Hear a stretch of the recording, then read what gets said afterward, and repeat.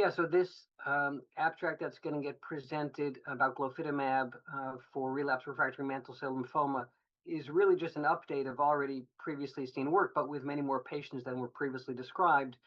In fact, the earliest iteration of this was published in Journal of Clinical Oncology more than a year ago, and the results were very promising.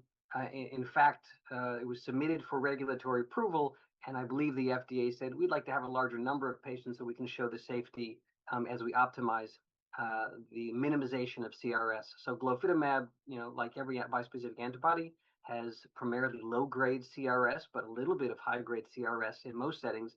But in mantle cell lymphoma, all of the immunotherapies we've studied have had more CRS, probably just because mantle cell lymphoma has a greater total tumor burden. Even though you don't necessarily see a large tumor, there's lots of extranodal involvement, and that really adds up to lots of tumor cells, which results in lots of cytokine release syndrome, CRS, and a little more high-grade CRS. So the recipe has been really quite significantly modified for Glofitamab in mantle cell lymphoma. Specifically, there is more pretreatment with Obinutuzumab a week or so before the Glofitamab even begins to try to get rid of some of that initial tumor burden. And we are a bit more liberal with the use of dexamethasone and tocilizumab in treating these mantle cell lymphoma patients. And most importantly, this is one setting where we probably have to do these first few doses in the hospital. That's how these trials have been.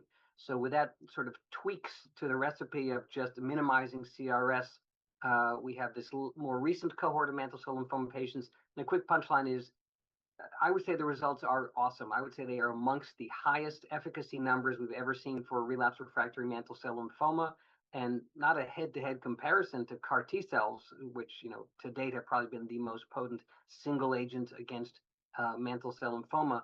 Not a head-to-head, but if you just look at the complete remission rates, they appear to be as high or higher with Glofitamab than with FDA-approved CAR T cells. Again, different targets, CD19 CAR T cells, but still the efficacy seems to be as good or greater with bispecifics than what we have with CAR T cells.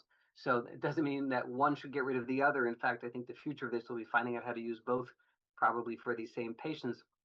But results so far, super exciting for what we'll see. The safety is not nothing. Again, there is still significant CRS even with the optimization, but again, the vast majority of it is just low-grade CRS, and I think that's because we have a kind of a hair's trigger to use tocilizumab and extra dexamethasone for these patients. So overall, it's pretty doable, but it does require hospitalization, so it's not nothing.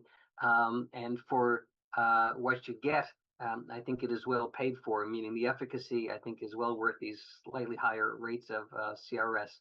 So very exciting result that's going to get presented here at ASCO 2026.